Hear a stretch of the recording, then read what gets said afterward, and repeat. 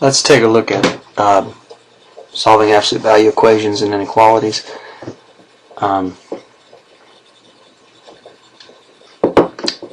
First thing we notice on this first one is that it's an inequality and it's absolute value.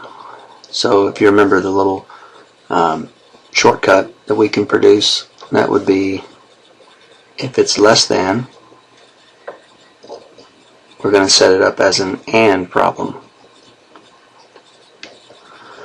So this first one, the absolute value is less than 4, so we're automatically going to set it up as an AND problem, and we're going to put the larger of the two values, which is positive 4, on the right, and the smaller value, negative 4, is going to be on the left, and then the absolute value quantity is going to go right in the middle. And then we're going to solve these equations on both sides of the inequality. So we're going to subtract 6 from both sides, subtract 6, and we get 4 take away 6 is a negative 2. Negative 4 take away 6 gives me negative 10 on the left, and in the middle we have 2x plus 6. Oops, just 2x. Let me erase that. So we now simply divide both sides by a positive 2, which doesn't affect the inequality direction. So we get, on the left, we get a negative 5.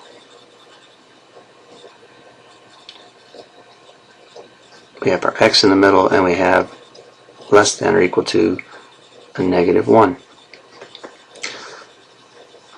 So we simply identify our spots on the number line, and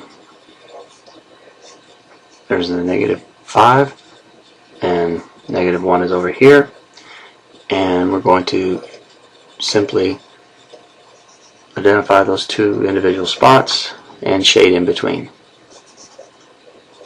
Okay, let's take a look at number 6, which is a greater than, and recall that if it's greater than, we're automatically going to set it up as an OR problem. Having a little trouble with my pen this morning. So recall that on an OR problem, we're simply going to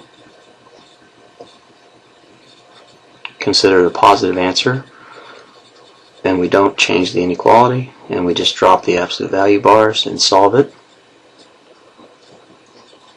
And on the negative side, drop the inequalities, and we're going to reverse the direction of the inequality and make the quantity negative over here. And now we just simply solve each equation simultaneously, and then we're going to graph our solution. So if we subtract 11, we get 31, and we have a 3x. Divide both sides by 3. Well, I made a mistake here, didn't I? That should be a 12 in the middle. So we should have subtracted 12, and that would make this 30. And then we divide by 3. And so the first solution has it, let's see where I can do that. I'll do it over here on the side. X is going to be greater than 10. And on the other side over here, we're going to still subtract 12. And that's going to give us a negative 54.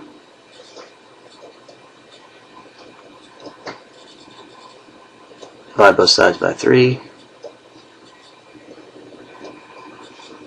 And we're going to get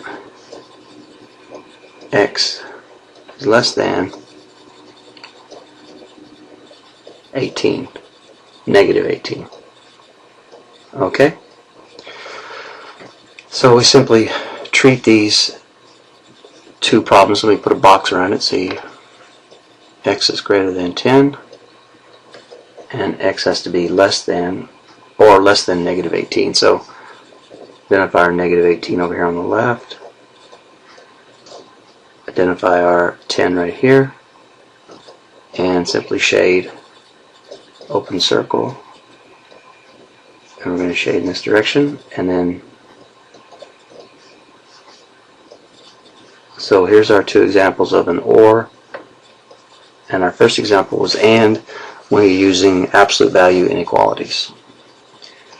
Okay, we'll start another video in a minute. Check back YouTube soon, and we'll have more up there.